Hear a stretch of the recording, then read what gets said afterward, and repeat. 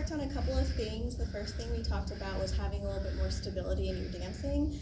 One thing I told you to do was sink into this left hip and then bring that right shoulder down and send that left hip to the corner of the box you're standing in. So don't send it to the side, don't send it to the back, send it to the corner.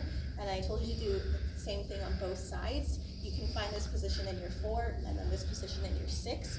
It feels a lot more stable and grounded throughout the dance. Cool, and then next thing we talked about was arm length control to get more of a whooshy looking anchor. So if you stop your arm short on 4, 5, and 6, you can send your body out backwards for so much more whoosh, and it feels really good too. Make sure when you do that, you send your spine back with you. That way you're not like ending up kind of like this. Cool.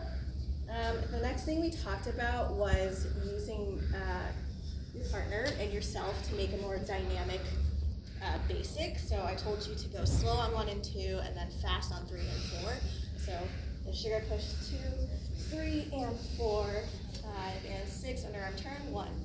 Like prep yourself for 2, 3 and 4, 5 and 6. You can do the same with the free connecting 2, 3 and 4, 5 and 6. And making sure you're catching your hip on 4, 5 and 6, still getting into that position so that you're stable.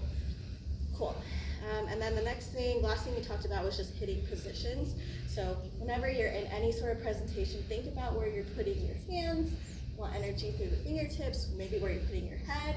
The 2 things we did was we did a dip where you hit the dip on 1, or you hit getting out of the dip on 1. Basically just do something, with your body or your hand to show energy and dynamicness. All right, thank you.